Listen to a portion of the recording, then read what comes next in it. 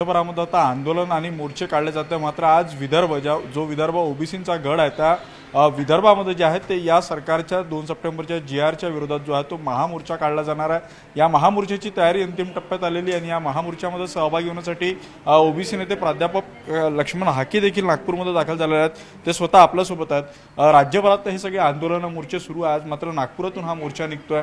काय तुमची मागणी असणार आहे? 2 सप्टेंबरच्या जीआर बाबतीत सरकार काही भूमिका घेत नाही आहे, या मोर्चाचा तुम्हाला वाटतोय दबाव पडेल सरकारवर? निश्चित आम्ही जर सरकारला आमच्या संविधानामधल्या किंवा कायद्यानं आम्हाला जे मंडल आयोगाच्या माध्यमातून आरक्षण मिळाले हे प्रतिनिधित्वाचं आरक्षण आहे, ज्यांचं ॲडिक्वेट रिप्रेझेंटेशन इथल्या व्यवस्थेमध्ये नाही त्या लोकांना हे रिझर्वेशन दिलंय। ही न्यायालयाची भाषा, मंडल आयोगाची भाषा, सामाजिक न्यायाची भाषा, बलुत्यालुद्याची भाषा, भटक्या विमुक्त जाती जमातीची भाषा जर इथल्या लोकनियुक्त आमदार खासदारांना, जे कारखानदार आहेत, जे पैशातून सत्ता आणि सत्तेतून पैसा याच्या पलीकडे ज्यांची अवकात नाही, कुवत नाही, अशा विखे पाटलाच्या उपसमितीच्या अध्यक्षपदाच्या सांगण्यावरनं जर ओबीसीचं आरक्षण संपणार असेल, जर ओबीसीचं आरक्षण संपवणारा 2 सप्टेंबरचा रिझोल्युशन गव्हर्नमेंट पारित करणार असेल आणि आम्हाला त्याच्या विरोधामध्ये जर रस्त्यावर उतरावं लागत असेल तर आम्ही लोकशाहीमधल्या सर्व आयुधांचा वापर करणार। पक्ष पार्टीच्या पलीकडे जाऊन जर एखादा माणूस आज नागपूरमध्ये जर ओबीसींच्या हिताची ठामपणे भूमिका घेत असतील तर त्यांना सपोर्ट करणं, त्यांच्या आंदोलनामध्ये सहभागी होणं हे आम्ही आमचं ओबीसी आंदोलक म्हणून कर्तव्य समजतो। मी कर्तव्य समजता तुम्ही नागपूरला दाखल झाले, मात्र आता दुसऱ्या बाजूने मराठा समितीचे जे अध्यक्ष विखे पाटील यांनी काल जरांगे यांची त्यांच्या घरी जाऊन भेट केली, काही चर्चा देखील झाली आहे। जरांगेची भाषा कारखानदार असणारे, सत्तेतनं पैसा आणि पैशातनं सत्ता, बिनबुडाचा लोटा, ज्याला पक्ष विचारधारा काही नाही, हे कधी काँग्रेसमध्ये असतात, कधी शिवसेनेबरोबर असतात, कधी भाजपबरोबर असतात। हे तत्वच्युती करून सत्तेमध्ये बसणं हा विखेंचा गुणधर्म आहे। आणि राधाकृष्ण विखे पाटील नावाचा माणूस सामाजिक न्यायासाठी, रिझर्वेशनसाठी काहीतरी जीआर काढायचा आणि त्याचा अध्यक्ष बनतो, हे मला वाटतं गव्हर्नमेंटला पारितोषिक दिलं पाहिजे की वायनरी चालवणारा, कारखाना चालवणारा, पैसे कमवणाऱ्या माणसाला सामाजिक न्यायासाठी जे रिझर्वेशन दिलं जातं त्या उपसमितीचा अध्यक्ष बनवलं जातं आणि पुन्हा ते आता गुलाल लावून फिरतंय सगळ्या महाराष्ट्रामध्ये। याला वाटतं मी मुख्यमंत्री होतोय। अरे तुझी अहिल्यानगर जिल्ह्यामध्ये काय वाताहत झाली ते बघ ना। जिल्ह्याच्या पलीकडे तुला लूत भरलेलं कुत्रं विचारत नाही आणि तुला महाराष्ट्राच्या मुख्यमंत्रीपदाची स्वप्न पडतात आणि आता ओबीसीचं आरक्षण संपवल्यावर तुझं हे दिवा स्वप्न तुला निश्चित बघायला भेटेल। जे आता मधात हायकोर्टामध्ये सुनावणी झाली त्यावर देखील सुनावणी घेण्यास त्या जीआर विरोधात सरकारनं कोर्टानं नकार दिला, त्यामुळे आता त्या जीआरला स्टे आहे। इथून पुढे तुमची काय भूमिका असेल? हा जीआर रद्द होण्यासाठी जे वाटेल ते करायला तयार? निश्चित वाटेल ते करायला तयार आहोत आणि माननीय न्यायालयानं फक्त काय बोललंय की अशी अंतरिम स्थगिती देण्यासाठी आम्हाला शासनाचं पहिलं ॲफिडेव्हिट मिळू द्या। आता शासन कधी देईल, 2 आठवड्यांनी देईल का, इलेक्शन संपल्यावर देईल का, पुढच्या वर्षी देईल, हे त्यांच्या निवडणुकीच्या गणिताच्या दृष्टिकोनातून ते राजकारण करतील। विरोधी पक्ष अजून कोण, कुठली काय माणसं, कोण आमदार खासदार, ह्यांना निवडणुका आल्यानंतर आमची ओबीसीची घरं, वाडे, वस्ते, तांड्या दिसतील, आमच्याकडे येतील, त्यावेळी आम्ही त्यांना विचारू की बाबा आम्ही आमच्या 4 पिढ्यांनी आम्ही तुम्हाला आमदार खासदार केलं, मंत्रिपदावर पाठवलं, तो आमचं आरक्षण जात असताना तुम्ही नक्की काय करत होता, हा जाब इथून पुढच्या कालावधीमध्ये आम्ही त्यांना निश्चित विचारू। जय ओबीसी, जय संविधान, जय ओबीसी, जय संविधान, हमारा हक लेके रहेंगे, हमारा हक लेके रहेंगे। आरक्षणाच्या हक्काचे काय कुणाच्या बापाचं, आरक्षणाच्या हक्काचे काय कुणाच्या बापाचं। जय ओबीसी, जय संविधान, मिलकर बोल ओबीसी, अरे मी बोल ओबीसी, अरे तू बोल ओबीसी, अरे आम्ही सारे ओबीसी। नागपूर येथे आज ओबीसींचा महामोर्चा आहे आणि त्याच्यासाठी चंद्रपूरहून हजारो संख्येने ओबीसी बांधव रवाना होत आहेत। जवळपास 100 ट्रॅव्हल्स हे चंद्रपूर जिल्ह्यातून जात आहेत। आपण बघतोय मोठ्या संख्येने महिला सुद्धा सामील झाल्या आहेत आणि हा ओबीसी मोर्चा जो आहे लाखोच्या संख्येने नागपूर इथे धडकणार आहे। आपल्यासोबत ओबीसी नेते आहेत, नेमकी मागण्या काय आहेत आपल्याकडे माहिती करूया। हा ओबीसी मोर्चाला महामोर्चा आहे, काय 2 सप्टेंबरला एका विशिष्ट समुदायाच्या प्रेशरमध्ये येऊन जे महाराष्ट्र शासनाने ओबीसीवर अन्याय करणारा जो जीआर काढलेला आहे तो सरकारसोबत वाटाघाटी करूनही तो जीआर सरकारने परत न घेतल्यामुळे आणि त्यामुळे ओबीसी बांधवावर अन्याय होत असल्यामुळे आणि मराठा समाजाला आरक्षणाचा आमचा विरोध नाही, परंतु त्यांना सेपरेट आरक्षण द्यावं या मागणीसाठी आम्ही आता रस्त्यावरची लढाई करण्यास उतरलेलो आहे। आणि त्यानिमित्ताने सकल ओबीसी समाज तसेच विजयभाऊ वडेट्टीवार यांच्या नेतृत्वामध्ये आम्ही नागपूरला महामोर्चाचं आयोजन केलेलं आहे आणि त्यासाठी आम्ही चंद्रपुरातून हजारो लोक निघत आहोत. आपल्यासोबत माजी महापौर आहे चंद्रपूरच्या संगीताताई, आपण आज निघाले आहात, काय सांगाल ओबीसीच्या मुद्द्यावर? महाराष्ट्र शासनाने जो 2 सप्टेंबरचा GR काढलेला आहे तो रद्द व्हावा या अनुषंगाने आज आम्ही संपूर्ण चंद्रपूर जिल्ह्यातून आणि पूर्ण महाराष्ट्रातून नागपूरला गोळा होत आहोत आणि हा काळा GR रद्द व्हावा या अनुषंगाने आम्हाला मराठ्यांना आरक्षण द्यावे यासाठी आमचा बिलकुल विरोध नाही, परंतु ओबीसी मधून आरक्षण द्यावे ही आमची देऊ नये त्यांना ही आमची सर्वात मोठी मागणी आहे आणि ती मागणी आम्ही रद्द करण्यासाठी आज मोठ्या संख्येने चंद्रपूर जिल्ह्यातून विजयभाऊ वडेट्टीवार आणि मान्य प्रतिभाताई धानोरकर यांच्या नेतृत्वामध्ये आज आम्ही मोठ्या संख्येने चंद्रपूरमधून लोक नागपूरला निघत आहोत.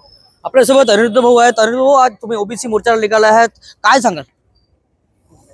आधीच म्हणतात की आंबेडकरवादी लोक ओबीसींच्या सोबत नाही, तर बहुजनांच्या चळवळीमध्ये बाबासाहेब आंबेडकरांच्या चळवळीतील स्पेशली बुद्धिस्ट समाज हा त्यांच्या सोबत आहे. मंडल आयोग ते आता त्यांचा असलेला 340वा कलमांचा हक्क त्यांना मिळतो आहे, मिळाला पाहिजे म्हणून हे जे ओबीसींचा मोर्चा आहे त्यासाठी आंबेडकरवादी समाजाचा पूर्णपणे पाठिंबा आहे आणि 2 सप्टेंबरचा GR रद्द व्हावा अशी मागणी आहे. तर या ओबीसीच्या आंदोलनामध्ये महामोर्चामध्ये बुद्धिस्ट समाज सुद्धा, आंबेडकरी जनता सुद्धा सोबत आहेत आणि हा महामोर्चा नागपूर इथे धडकणार आहे. हैदर शेख, लोकमत, चंद्रपूर. ओबीसी चळवळीचं केंद्र असलेल्या नागपूरमध्ये आज सकल ओबीसीचा महामोर्चा काढला जातोय. मुख्यमंत्र्यांचं हे शहर आहे आणि सरकारनं काढलेल्या 2 सप्टेंबरच्या GR विरोधात हा मोर्चा असणार आहे. काँग्रेस नेते विजय वडेट्टीवार यांच्या मार्गदर्शनात हा मोर्चा होणार आहे. स्वतः आपल्यासोबत काँग्रेस नेते वडेट्टीवार आहेत. मला सांगा भाऊ, मुख्यमंत्र्यांच्या शहरामध्ये तुम्ही 2 सप्टेंबरच्या GRच्या विरोधात हा मोर्चा काढता, या मोर्चाकडे सर्व समाजाचं लक्ष लागून आहे. बघा, माझ्याच अनेक ओबीसी समाजाची भावना होती की हा GR जो काढला गेला हा ओबीसीच्या विरुद्ध GR आहे, ओबीसीचा वाटोळं करणारा GR आहे. हे बाब आम्ही लक्षात आणून दिले मुख्यमंत्र्यांनी बैठकही बोलवली. आम्ही त्यामध्ये चर्चा केली की यामुळे काय नुकसान होणार आहे आणि कसा GR अनधिकृत आहे. यामध्ये पात्र पहिले होता, नंतर ते काढून टाकलं, म्हणजे सरसकट मराठ्यांना आता मार्ग मोकळा करून दिला. GRमध्ये जे काही स्थानिक चौकशी अहवाल आहे त्यामध्ये संबंध, आता पूर्वी नातेवाईक, आता नातेवाईक म्हणजे सगळेच आलेत, नात्यागोत्यातले आलेले आहेत, ते कसे ओबीसी होऊ शकतात? तर नातेवाईक किंवा त्यामध्ये कूळ वगैरे वगैरे हे सगळे एकूणच नातेसंबंध याचा अर्थ स्पष्ट होतो की सगळ्यांना त्या ठिकाणी मोकळा मार्ग केला आणि सगळे मराठा ओबीसीमध्ये उद्या येण्याचा मार्ग मोकळा झालेला आहे. त्यामुळे जनतेमध्ये ओबीसीच्या 374 जातीमध्ये प्रचंड आक्रोश आहे आणि त्या आक्रोशाचं रूपांतर आज मोर्चात होतो आहे. जनता म्हणते की हा GR रद्द करा, ओबीसी जनता म्हणते, पण सरकार ऐकायला तयार नाही. हा मोर्चा सरकारला इशारा आहे, तुम्ही जर हा GR रद्द करणार नसाल तर मात्र तुम्हाला याचं नुकसान भोगावं लागेल आणि पूर्ण ही तर आजचा सुरुवात आहे. पुढे महाराष्ट्रामध्ये सर्व जनता रस्त्यावर उतरून ठिकठिकाणी या GRला विरोध करेल आणि सरकारला इशारा देईल. आमचं स्पष्ट मत आहे की तो GR रद्द करा. इथे कुठेही राजकीय पक्षाचा विचार नाही, हा ओबीसी समाजाची भावना आहे. इथे राजकारण नाही, कोणाचं ब्रँडिंग नाही, कोणाचं नाव नाही, कोणाचं गाव नाही. लोक आले आणि असं ठरवलं मी ओबीसीसाठी काम करतो म्हणून माझ्याकडे पोहोचली आणि हे GR वाचल्यानंतर अनेक तज्ज्ञांचं मत घेतल्यानंतर हा GR ओबीसीच्या मुळावर घाव घालणार आहे, मूळ ओबीसीवर. म्हणून हा मोर्चा या ठिकाणी निघतो आहे, लाखोच्या संख्येने निघतो आहे, स्वयंस्फूर्तीनं लोक येत आहेत आणि हा ऐतिहासिक असं राहील.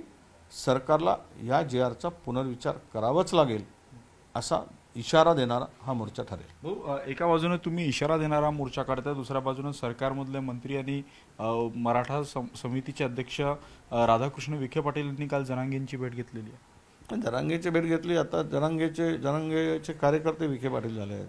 विखे पाटील नेते मराठ्यांचे होते इतके नाही मला माहीत नाही, पण जरांगे नेता झालेला आहे आणि जरांगे हा म्हणजे ज्याला काहीच कळत नाही तो माणूस नेता झालेला आहे आणि ही माणसं सगळी आता त्यांचे कार्यकर्ते झाले असं त्याचा अर्थ होतो. विखे पाटील जर म्हणत असेल की GR रद्द करता येत नाही, न्यायप्रविष्ट आहे. अरे न्यायप्रविष्ट काय आहे, कशाला दिशाभूल करताय? आम्ही तो GRला चॅलेंज करणारे ओबीसी लोक आहेत. तुम्हाला आम्ही GR रद्द करा, आम्ही उद्या कोर्टातून आमची पिटिशन मागे घेतो, याचिका मागे घेतो, लगेच विषय संपतो. परंतु यांना त्या ओबीसीमधूनच आरक्षण पाहिजे आहे आणि म्हणूनच हे सगळं सोंग केलं गेलेलं आहे. कसं शक्य आहे ओबीसीतून सगळ्यांना देणं? काय म्हणजे या लोकांनी आतापर्यंत काय केलं आहे? एवढे मोठे मराठा नेते झाले, एवढ्या मोठ्या संस्था आहेत, कारखाने आहेत, उद्योगपती आहेत, धन्यवाद. त्यांना सगळ्यांना माहीत आहे की इथे ओबीसीमधून येऊन नुकसान होणार आहे. तरी पण जरांगेच्या आग्रहाखातर जर हे सगळं करत असतील, आता EWSमधून त्यांना जे आरक्षण मिळत आहे ते 8.5% आरक्षण मिळत आहे. इथे पहिल्यांदाच 54-56 जाती म्हणजे 374 जाती, 54 ते 60% लोक आहेत. आणि यामध्ये घुसून यांना काय फायदा होईल? आम्हाला हुसकावून लावतील, आमचं नुकसान करतील, म्हणजे समाजाचंही नुकसान करतील, आमचंही नुकसान करतील. हे विचित्रपणा या GR मध्ये निर्माण झाला आहे. आमची पुनश्च मुख्यमंत्र्यांच्याकडे आग्रही मागणी असणार की हा GR रद्द करा. आणि विखे पाटील काय म्हणतात त्याला काही अर्थ नाही, कारण ते आता जरांगेचे मांडलिक झाले. भाऊ, या मोर्चाच्या निमित्तानं ओबीसीच्या नेत्यांची एकत्रीकरण आपल्याला पाहायला मिळेल. ओबीसीच्या नेत्यांचं एकत्रीकरण आहेच ना. ओबीसी विचाराचा जो माणूस आहे तो एकत्र आहे. ज्याला ओबीसी समाजाच्या हिताचं काही कळत नाही किंवा त्याला ओबीसी हिताचं काही देणं घेणं नाही, तो माणूस दूर राहील. इथे काही कोणाचं मी सांगितलं की लग्न येणं बारसं नाही. ज्याला ज्यांना यायचं आहे त्या मोर्चात ओबीसीच्या हक्कासाठी, संरक्षणासाठी त्यांनी आलं पाहिजे. त्याला काही निमंत्रणाची पत्रिकेचे काही कोणी छापले नाहीत, कोणी काही कोणाच्या नावं नाहीत, आम्ही कोणाचं ब्रँडिंग नाही, कोणा पक्षाचा विषय नाही. पक्षाचे जोडे बाजूला करून पहिल्यांदा या मोर्चामध्ये सहभागी व्हा असं आम्ही आवाहन केलं आहे. त्यामुळे मला वाटतं की अनेक ओबीसी नेते या ठिकाणी उपस्थित राहतील. भाऊ, या सगळ्या मोर्चाचा सरकारवर दबाव पडेल आणि कुठंतरी सरकार या GRचा फेरविचार करेल असं वाटतं तुम्हाला? नक्कीच फेरविचार करावा लागेल. आम्ही काही कोणाच्या विरुद्ध नाही.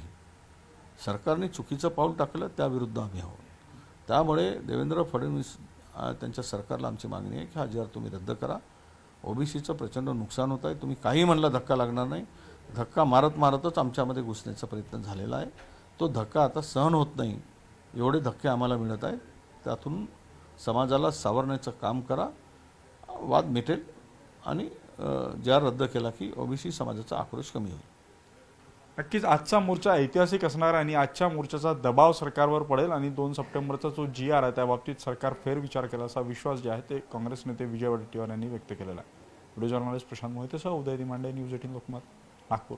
मनोज जरांगे पाटील यांनी मराठ्यांना सरसकट आरक्षण द्यावं ही मागणी करून मुंबईच्या आझाद मैदानामध्ये आंदोलन केलं आणि ते आंदोलन सोडविण्यासाठी राज्य सरकारनं 2 सप्टेंबरला एक GR काढला आणि तो GR ओबीसींसाठी अन्यायकारक असल्याची भावना जी आहे ती ओबीसी नेत्यांमध्ये सुरू झाली आणि त्यानंतर त्या GR वरून जे आहे ते मोठ्या प्रमाणात ओबीसी समाजामध्ये असंतोष निर्माण झाला आणि त्या असंतोषाचा परिणाम म्हणजे राज्यभरामध्ये ओबीसीच्या वेगवेगळ्या संघटनांकडून केलं जाणारं आंदोलन असेल किंवा मोर्चे असेल. प्रामुख्याने विदर्भ हा ओबीसींचा गड आहे आणि आज त्या गडामध्ये जे आहे ते 2 सप्टेंबरच्या GR विरोधात जे आहे ते महामोर्चाची हाक देण्यात आलेली. आपण पाहतोय की नागपूरच्या S1 स्टेडियम परिसरातून सकल ओबीसी समाजाकडून जो आहे तो हा महामोर्चा काढण्यात येणार आहे. साधारणतः 11 वाजता हा महामोर्चा जो आहे तो सुरू होईल आणि S1 स्टेडियम ते संविधान चौक असा प्रवास पार करत जे आहे ते संविधान चौकामध्ये एका जाहीर सभेत या मोर्चाचं रूपांतर होऊन या मोर्चाचा समारोप होणार आहे. काँग्रेस नेते विजय वडेट्टीवार यांच्या मार्गदर्शनाखाली हा मोर्चा जो आहे तो काढला जातोय आणि या मोर्चामध्ये जे आहे ते विदर्भातून मोठ्या संख्येनं ओबीसी समाजातले नागरिक सहभागी असतील अशा पद्धतीचं नियोजन जे आहे ते करण्यात आलेलं आहे. 2 सप्टेंबरचा GR हा ओबीसींसाठी काळा आहे आणि तो सरकारनं परत घ्यावा, कारण या GRमुळे जे आहे ते मोठ्या प्रमाणात जे आहे ते ओबीसींचं नुकसान होत आहे अशी भूमिका जी आहे ती ओबीसी नेत्यांनी घेतलेली आणि त्या विरोधात सरकारपर्यंत ही मागणी पोचावी या दृष्टीने जे आहे ते या मोर्चाचं आयोजन करण्यात आलेलं आहे. लाखोच्या संख्येनं ओबीसी बांधव यात सहभागी होतील असा अंदाज व्यक्त केला जातो आणि त्या दृष्टीने आपण इथं पाहतोय की नियोजन देखील करण्यात आलेलं आहे. लाखोच्या संख्येनं जे आहे ते ओबीसी जागा हो आंदोलनाचा धागा हो अशा पद्धतीचे काही झेंडे इथं तयार करण्यात आलेले आहेत. त्यानंतर काही महापुरुषांचे कटआउट्स तयार करण्यात आलेले आहे. 2 सप्टेंबरचा काळा GR रद्द झालाच पाहिजे अशा पद्धतीचे काही कटआउट्स जे आहेत ते या महामोर्चामध्ये सहभागी होणाऱ्या नागरिकांच्या हातात दिलं जाणार आहे. विशेष म्हणजे या महामोर्चाचा जो स्टेज आहे त्या स्टेजवर 2 सप्टेंबरच्या जो काळा GR आहे त्याची प्रत या लावण्यात आलेली आहे आणि त्या प्रतिवर जी आहे ती काळी फुली लावण्यात आलेली आहे. म्हणजे त्या GRला आपला विरोध दर्शवण्यासाठी जी आहे ती प्रतिकात्मक त्याच्यावर फुली जी आहे ती लावण्यात आलेली आहे. त्यामुळं आयोजक या सगळ्या मागणीला घेऊन ठाम आहे. सरकारवर दबाव बनविण्याचा प्रयत्न जो आहे तो केला जातो आहे. सरकारनं 2 सप्टेंबरला जो GR काढला त्या GR मध्ये बदल केला पाहिजे, तो GR ओबीसींवर अन्यायकारक आहे, तो GR मागं घ्यावा अशी मागणी घेऊन जो आहे तो हा मोर्चा काढला जातोय। राज्यभरातल्या ओबीसी नेत्यांना जे आहे ते या महामोर्चाचं निमंत्रण देण्यात आलेलं आहे। मात्र आता या महामोर्चामध्ये कुठले ओबीसी नेते सहभागी होतात हे देखील पाहणं महत्त्वाचं असणार आहे आणि प्रामुख्याने विजय वडेट्टीवार या सगळ्या महामोर्चामध्ये कुठली भूमिका मांडतात आणि या महामोर्चाचा काही दबाव सरकारवर तयार होतो का आणि या महामोर्चानंतर सरकार या GRच्या बाबतीत फेरविचार करतो का हे देखील पाहणं तितकंच महत्त्वाचं असणार आहे आणि त्यावरच जे आहे ते या महामोर्चाचं यश किती मिळालं हे अवलंबून देखील असणार आहे। व्हिडिओ जर्नलिस्ट प्रशांत मोहितेसह उदय तिमांडे, न्यूज 18 लोकमत, नागपूर। आरक्षण चुराने वाले को जूते मारो साले को, आरक्षण चुराने वालों को जूते मारो साले को। सप्टेंबरचा GR रद्द करा, सप्टेंबरचा GR रद्द करा। चलो नागपूर, सप्टेंबरचा GR रद्द करा, 2 सप्टेंबरचा GR रद्द करा।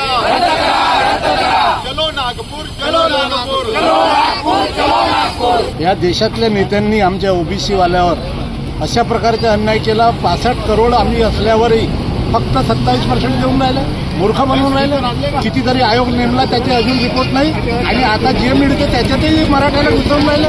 म्हणजे आम्ही काय इतके आमचे नेते झोपले, आम्ही झोपलेच राहून का? एक दिवस बांगलादेशात आणि श्रीलंकेत ज्या प्रकारे कार्य झाला तो इथं होणार आहे भारतात, हे लक्षात ठेवा। आणि म्हणून हा GR आता ताबडतोब रद्द करा, नाहीतर याच्यानंतर एवढी ठिणगी पेटणार आहे, गावून करोडो लोक निघणार आहेत आणि या संसदवर, या विधान भवनावर सगळ्यांना, या नेत्यांना पाणी पाजणार आहेत, एवढं लक्षात ठेवा। कारण आमचे सगळं समाज हा एवढा खालच्या दरावर केला आहे आणि ह्या ओबीसीवर अन्याय होऊन राहिला, हा तुम्ही समजून घ्या।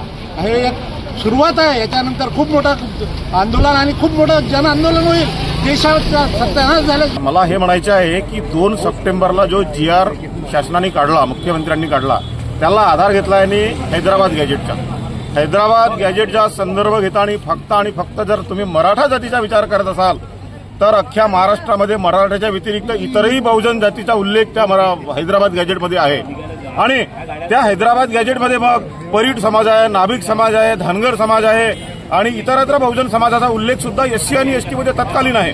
मग त्याचा विचार केव्हा करणार? आणि जर निवड या क्षत्रिय मराठ्यांचा तुम्ही हैदराबाद गॅजेटचा संदर्भ घेऊन जर ओबीसी मध्ये समर्पण करत असाल तर आम्ही त्याचा निषेध करतो, आम्ही कधीही सहन करणार नाही। आणि यासाठी मी शासनाला एक वॉर्निंग देऊ इच्छितो, माझ्या या शब्दातून चॅलेंज करू इच्छितो की आम्ही आमच्या दमादम असतपर्यंत या क्षत्रियांना ओबीसी मध्ये समाविष्ट होऊ शकणार नाही। हे मराठे क्षत्रिय आहेत आणि क्षत्रियच आहेत, कारण आम्ही हे मान्य केलं आहे। आमच्या 400 वर्षा अगोदर शिवाजी महाराजांनी हे मान्य केले आहेत की शिवाजी महाराज जरी ब्राह्मण नव्हते तरी हे क्षत्रिय होते, क्षत्रिय आणि क्षत्रियाचा राजा जर शिवाजी महाराज होते तर हे मराठे सुद्धा क्षत्रियच आहेत, हे त्या हैदराबाद गॅजेटवरून सुद्धा सिद्ध होतं। आणि शेवटी आमचा हा ओबीसी समाज संविधानावर चालतोय आणि अधिकृत संविधानाला मान्य करणारा आमचा ओबीसी समाज कधीही संविधानाला पायमल्ली तुडवण्याची भाषा जर राज्यकर्ते करतील तर राज्यकर्त्यांना आम्ही त्यांच्या खुर्चीहून सुद्धा खाली पाडायची क्षमता ठेवतो, असा हा आमचा ओबीसी समाज आज जर नागपूरला जात आहे तर आम्ही आमचा हा ओबीसी समाज जिवंत ठेवण्यासाठी, ओबीसीचं जे आरक्षण आहे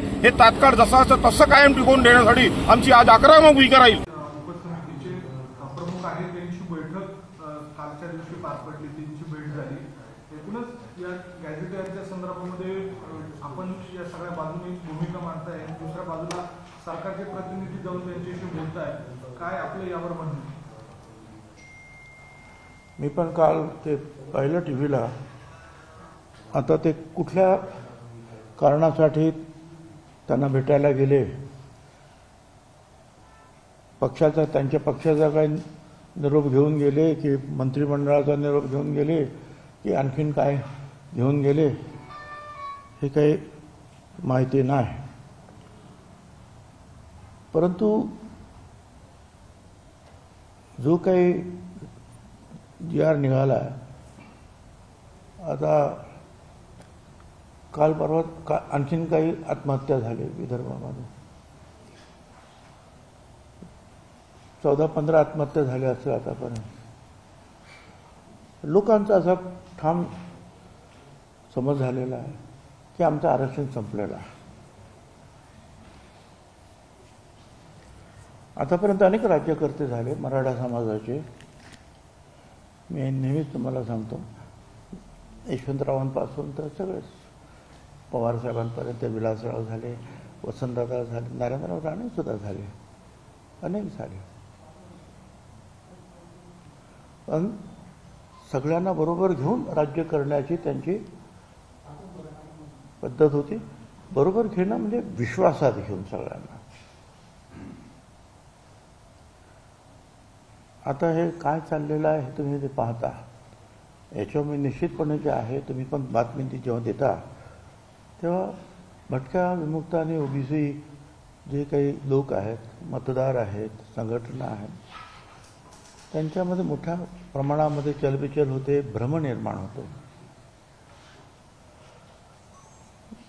आणि मग ठीक आहे, आता मी तेवढा काही मोठा नाही, पुढे काय होणार ते सांगण्याचं. ते मुख्यमंत्री आणि BJPचे त्यांचे काही नेते असतील ते बघतील, ते सांगतील. पण एक मात्र मला निश्चितपणे सांगायचं आहे, या मागासवर्गीय समाज महाराष्ट्रामध्ये मोठा आहे. ओबीसी हा वर्ग आहे, एक जात नाही. 374 जाती आहेत. कुठल्या एका जातीसाठी आम्ही लढत नाही. आणि वेगवेगळ्या जाती ज्या आहेत त्यातले लोक आत्महत्या करतात, हे पण आपण पाहायला पाहिजे.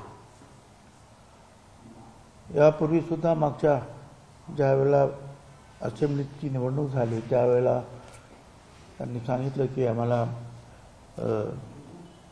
आमचा ओबीसी आमचा DNA आहे. आणि खरं आहे, 60-70% ओबीसींनी त्यांना मतदान केलं. मला काय आता कल्पना नाही त्यांना आता त्या मतदानाची किती आवश्यकता आहे की नाही, काय त्यांचं ठरतं आहे, मग ते काय करायचं ते. पण याकडे मी त्यांचं लक्ष मात्र जे आहे वेधू इच्छितो.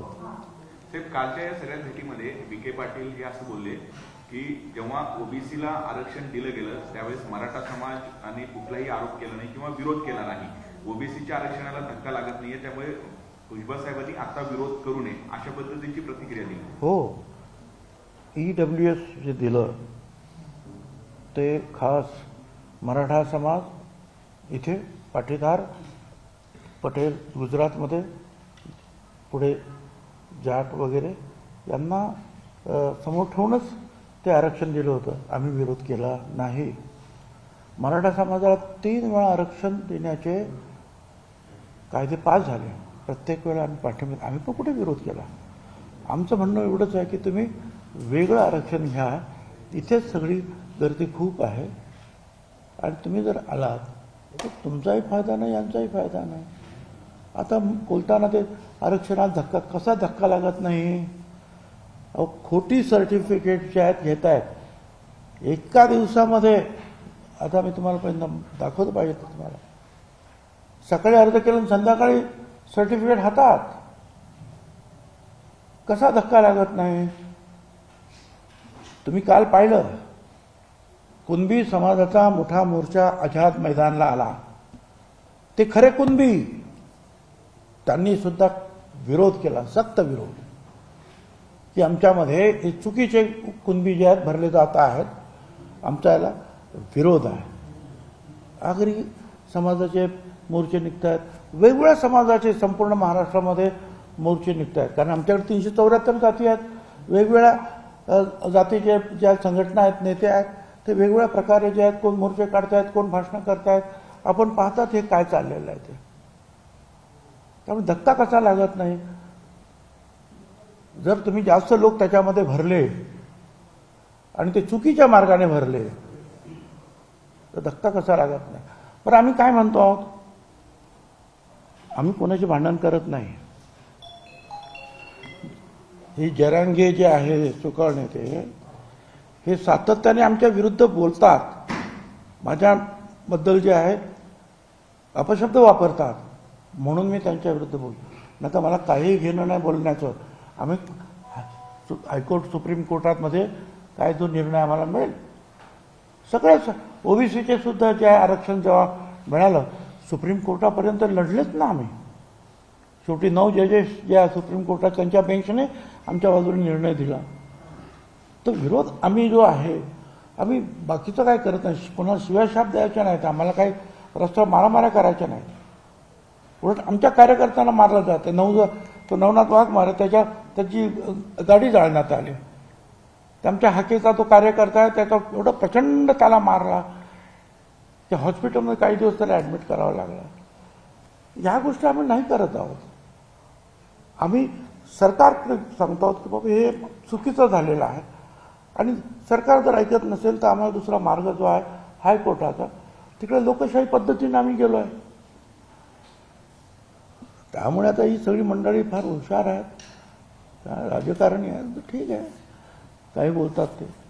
विखेंनी आमदारांची भेट घेतली तशी या मुद्द्यावर तुम्ही आवाज उठवता, तुमची पण भेट घेऊन तुमची पण बाजू जाणून घेणं अपेक्षित होतं. कोणाची? विखेंनी तुमची सुद्धा भेट घेतली असती तर तुम्ही सुद्धा तुमची बाजू त्यांना सांगितली असती. आणि ही बाजू सगळं सूर्यप्रकाश एवढं सत्य आहे ना. आणि तुम्हाला सांगतो आता हायकोर्टामध्ये त्या दिवशी जे झाले जे आहे हिअरिंग पहिली, आणि आता त्यांनी सांगितलं की शासनाला काय म्हणायचं ते सांगा, हा पात्र शब्द का काढला ते सांगा, हे हायकोर्टाचे निर्णय तुम्ही का बदलले ते सांगा, सुप्रीम कोर्टाने काय सांगितलं त्याच्यावर तुमचं काय म्हणणं, असं त्या आमच्या जे आमचं ॲफिडेविट होती आपली काय त्याच्यावर जे आहे त्यांनी खास अधोरेखित केलं आणि सांगितलं याचं आम्हाला उत्तर पाहिजे आहे या सगळ्यांचं. आम्ही तेच म्हणतो की आम्हाला याचं उत्तर पाहिजे, ते तुम्ही देत नाही तर आम्ही तिथे जातो आहोत, काय अडचण आहे.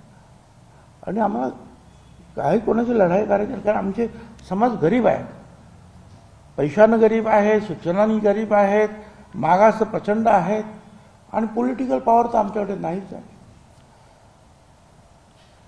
त्यामुळे आम्ही फक्त तोंड दाबून बुक्क्याचा मार सहन करायचा, अशी काही कोणाची जर अपेक्षा असेल तर मला असं वाटतं की छगन भुजबळ आज 35 वर्षाच्यासाठी लढतोय, तो लढेल. आणि नवीन नवीन संघटना तयार झालेल्या आहेत, त्यासुद्धा आता बोलायला लागतील. बघू काय होत आहे ते.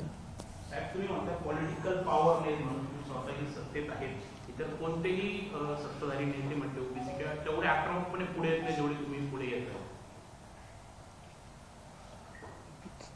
त्याला तो प्रश्न जो आहे तो माझ्यासाठी नाही आहे, त्याचं उत्तर इतरांनी द्यायचं आहे. का आक्रमकपणे पुढे येत नाहीत, काय कुठलं प्रेशर त्यांच्यावर आहे त्यांना तुम्ही विचारा, मला काय माहिती. मी तर आपलं तयार आहे बाबा, काय असेल ते मी हे सगळं आहे बोलतोय, 35 वर्ष लढतोय, काय व्हायचं असेल ते होईल माझं. साहेब, बाबासाहेब पाटील जे आहेत सहकार मंत्री, त्यांनी असं म्हटलंय की लोकांना कर्जमाफीचा नाद लागलाय, कर्जमाफी होऊन त्यांनी शेतकऱ्यांना कर्जमाफीचा नाद लागलाय असं सहकार मंत्री बाबासाहेब पाटील म्हणले. वादग्रस्त विधान त्यांनी केले. आता त्याला जे आमचे नेते आहेत त्याचं चुकीचं विधान आहे, म्हणजे आहेच ते, असं नाद लागणं वगैरे बोलणं. आता अजितदादा त्याच्यात लक्ष घालतील ना, अजितदादांचं सगळ्यांकडे लक्ष असतं, कोण काय बोलतं कोण काय बोलतं ते बोलतील त्यांना. साहेब, लक्ष्मण हाकेंचं असं म्हणणं आहे की विखे पाटील म्हणजे गोगलगाय पोटपाय आहे, विखे पाटील म्हणजे गोगलगाय पोटपाय असं लक्ष्मण हाके म्हणतात, तर यापुढे ओबीसी समाजाने त्यांना मतदान करू नये असं वक्तव्य लक्ष्मण हाके यांनी केलं. आता हाके बोलला काय नाही बोलला काय, आता हेच होणार आहे ना पुढे. मी आता मगाशी जे सांगितलं की सगळ्या ओबीसीच्या मनामध्ये जो एक प्रकारचा संदेह निर्माण होतो आहे, काय आमच्या मंत्रिमंडळाच्या बाबतीमध्ये, आमच्या सरकारच्या बाबतीमध्ये, त्या पक्षांच्या बाबतीमध्ये, आता ते आम्ही किती काही सांगितलं आणि नाही सांगितलं तरी काय होणार आहे, ते जे आहे समजणे वालों को इशारा काफी आहे. साहेब, 17 तारखेला मोर्चा परत होणार आहे, जो मागे रद्द करण्यात आला होता, की हा मोर्चा कसा असणार आहे, कोण कोण सहभागी असणार, हा मोर्चा नक्की कसं असं आहे की हा मोर्चा जो आहे हा महात्मा फुले समता परिषदेने आयोजित केलेला सकल ओबीसी समाजाचा मोर्चा आहे. तिथे सर्वच संघटनांनी यावं अशी अपेक्षा आहे. परंतु एक तेही आहे की किती संघटनाच्या किती लोकांना भाषणं करायला आम्ही द्यायची, आणि आमच्या संघटना एवढ्या सगळ्या 374 आणि त्याच्यामध्ये रात्रभर चालेल भाषणात तरी संपणार नाही मीटिंग. तर त्याच्यावर मात्र जे आहे नियंत्रण राहील. आणि दुसरं आमचं म्हणणं एकच आहे की आमच्या ह्या सभेमध्ये आम्ही मराठा समाजाला टार्गेट करत नाही, केलेलं नाही आतापर्यंत. मराठा समाज आमचा शत्रू नाही. हा सोकॉल्ड जो नेता उगवलेला आहे मध्येच, काल सांगितल्याप्रमाणे वाळूवाले दारूवाले दादा लोकांचा, तो जे काही करतो आहे त्याच्या विरोध, तो सुद्धा आम्हाला बोलला नसता तर आम्ही त्याच्या वाटेलाच गेलो नसतो. आम्ही आपलं हायकोर्टामध्ये आणि कोर्टामध्ये लढत बसलो असतो. आम्ही बोललोच नसतो त्याच्या विरुद्ध काय. पण आता सारखं सारखं रोज रोज रोज रोज कधी मला बोलेल, कधी मुख्यमंत्र्यांना बोलेल. आता त्या दिवशी तो काय आपलं राहुल गांधींना बोलला, दिल्लीचा लाल्या काहीतरी. अरे कोण तू? एक माणूस तर निवडून येऊ शकत नाही, तू उभा राहा बघू. आज नाही झालं तरी त्यांच्या पण हातामध्ये 2-3 राज्य नेते आहेत. त्या घराण्याने काहीतरी त्याग केलेला आहे. फडणवीस एवढंच जे आहे एक अतिशय हुशार कार्यतत्पर मनुष्य आहे, चांगल्या रीतीने राज्य चालवत आहेत. त्यांच्याबद्दल काहीतरी बोलतो, शिवीगाळ करतो, त्यांच्या पत्नीबद्दल काहीतरी बोलतो. तुला काय सगळ्यांनी हे काय परवाना दिलं का? तू कुणाला काय वाटेल ते बोलशील असंस्कृतपणे. माझ्या बाबतीत तो बोलला, तुम्ही ते शब्द दाखवले नाहीत. त्याला पाठवा कुठे, हॉलंडला पाठवा, इंग्लंडला पाठवा, आणि पुढे काय तो बोलला. तर ह्या अशा असंस्कृत लोक जे आहे आणि त्याच्या पाठीमागे जेव्हा मराठा समाजाचे सुद्धा नेते जातात त्यावेळेला आम्हाला फार दुःख होतं की जे यशवंतराव चव्हाणांनी सांगितलं, जेव्हा त्यांना विचारलं तेव्हा की राज्य मराठीचं होणार की मराठ्यांचं होणार, त्यावेळेला यशवंतरावांनी सांगितलं हे राज्य मराठ्यांचं नाही, हे राज्य मराठीचं राज्य होणार. आणि त्या मराठीपणामध्ये जे आहेत हे सगळे गोर गरीब भटके विमुक्तांपासून ओबीसी दलित सगळे भाषिक आहेत. पण आता हे सगळे विसरलेले दिसत आहेत.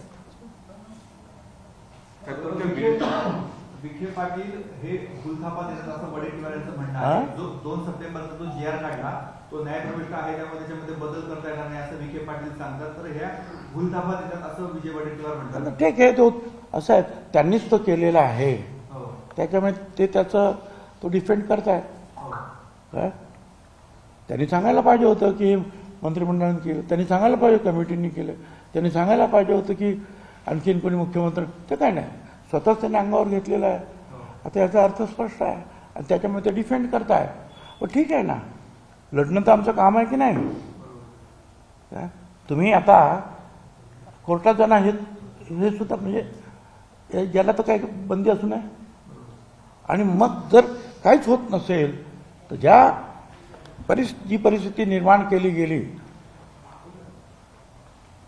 त्या दक्षिण मुंबईमध्ये आणि त्या प्रेशरखाली तुम्ही हे केलं, कदाचित ओबीसीला सुद्धा तसं प्रेशर मग निर्माण करावं लागेल. विदर्भामध्ये मोर्चा निघालेला आहे ओबीसी संघटनांचा, आपण तिथे नाही गेला. ठीक आहे, सगळ्या ठिकाणी मला काही जाता येणार नाही आहे. दुर्दैवाने जे अनेक ठिकाणी जे आहेत आत्महत्या होतं, मी नाही जाऊ शकणार. अनेक कारणं आहेत, म्हणजे तब्येतीपासून तर इतर सगळ्या कार्यक्रम असतात. परंतु प्रत्येक जण लोकशाहीमध्ये त्यांना अधिकार दिलेला बोलण्याचा, जे चूक वाटतं ते बोलण्याचा. आणि ते तर विरोधी पक्ष नेते आहेत, ते बोलणारच. आमचा कुणालाही विरोध नाही, प्रत्येकाने आपापल्या पद्धतीनं लढलं पाहिजे. लढा, चांगली गोष्ट आहे. सगळेच लहान लहान जे आहेत समाज सुद्धा ज्यात जागे होतात. कालच नाभिक समाज जेव्हा महाले यांना श्रद्धांजली अर्पण करण्यासाठी, आदरांजली अर्पण करण्यात मोठे मोठे मोर्चे निघाले. नाभी समाजाचा मोर्चा जेव्हा महाले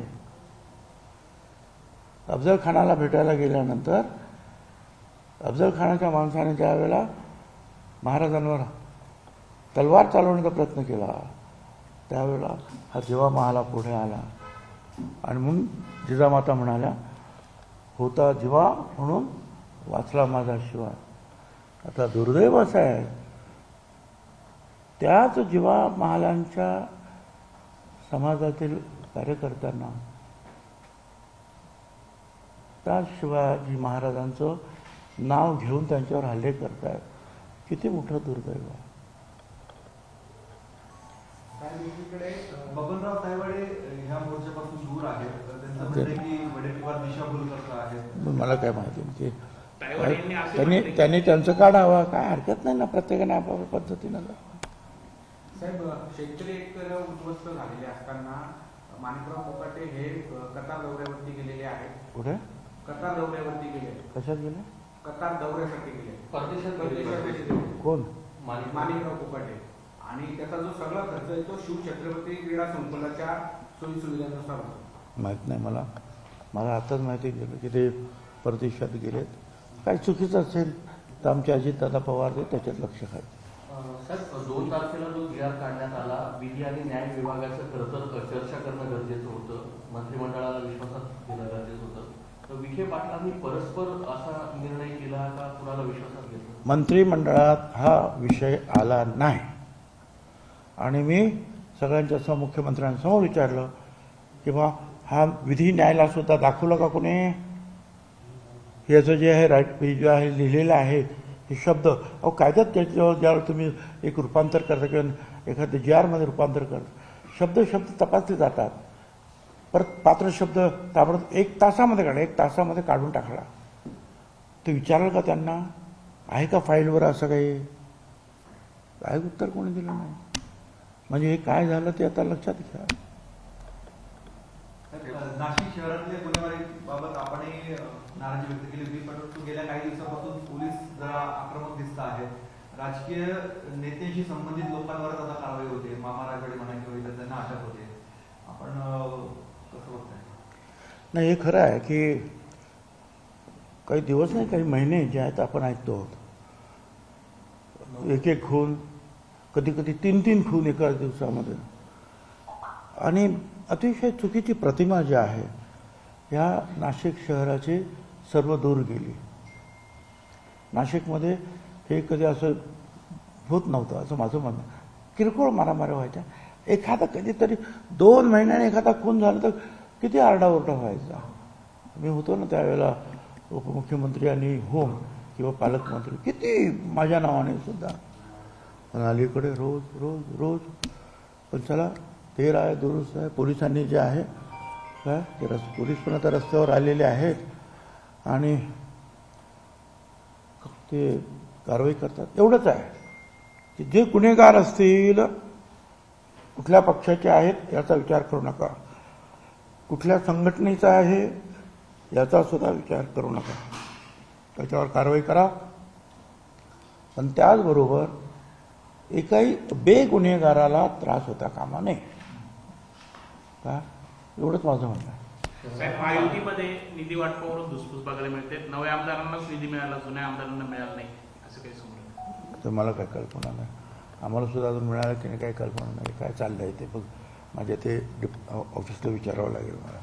शहराला पालक नाही म्हणून गुन्हेगारी वाढते असं मला काही कल्पना नाही. पालक असो नाही तर मालक असो नाही तर कोणी नसो, पोलिसांनी जर पोलिसी खाक्यात दाखवला तर ही गुन्हेगार नवीन कुठलाही कायदा करण्याची आवश्यकता नाही. पुरेसे कायदे केलेले आहेत. अहो मी जेव्हा होम मिनिस्टर झालो, उपमुख्यमंत्री, त्यावेळेला मुंबईमध्ये गँगवॉर किती शिगेला पोचलं होतं. राकेश रोशन त्याच्यावर गोळ्या झाडण्यात आल्या, खटवा मिलचा मालक त्याचा मरण, नाही डॉक्टर अमुक तमुक, काळी दिवाळी साजरी करण्यात आले. त्या दुकानदारांनी सगळं लग्न करायला बँगलोर आणि अहमदाबादला वगैरे जायला लागलो, कारण ताबडतोब पैसे मागायचे, खंडणी झालं ना. आम्ही बंदोबस्त केला. ठरवलं तर काय होत नाही, फक्त त्याच्यामध्ये इच्छाशक्ती पाहिजे करण्याची. साहेब, राष्ट्रवादीकडून नाशिकचे संपर्क मंत्री म्हणून माणिकराव कोकाटे यांना करण्यात आले अशी माहिती. चांगली गोष्ट आहे ना, काय म्हणतो, कधी काम करते चांगलं.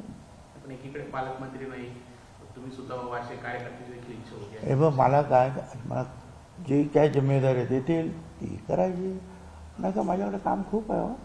हे समता परिषदेचं काम आहे, ते आमचे कार्यकर्ते आहेत, त्यांचं प्रश्न सोडवायचे आहेत. नाहीतरी जे आहे आपण आता थोडं म्हणजे बघा सगळं ऑफिस भरलेलं असतं, तिथे राष्ट्रवादीचे पण असतात आणि दुसऱ्या पक्षांचे सुद्धा कार्यकर्ते आणि लोक कामं घेऊन येतात. आम्ही काम करत असतो आणि ते अख्ख्या जिल्ह्यातून आणि जिल्ह्याच्या बाहेरचे सुद्धा लोक येतात. आम्ही आमचं काम करतो. आता तो पक्षाने काय निर्णय घेतला असेल, अध्यक्ष, प्रांताध्यक्ष, राष्ट्रीय अध्यक्ष वगैरे, ते बघतील काय करायचं ते. काय त्यांच्यावर जबाबदारी टाकली पाहतील काय करायचं. मुख्यमंत्री आज नाशिकमध्ये आहे, उत्तर महाराष्ट्राची आढावा बैठक घेत आहेत. स्थानिक स्वराज्य संस्थांसाठी महायुतीचं काही प्लॅनिंग आहे का? म्हणजे मला माहिती आहे, सगळं जे आहे उच्चस्तरीय आमचे नेते आहेत, अध्यक्ष वगैरे, त्यांना माहिती असतं.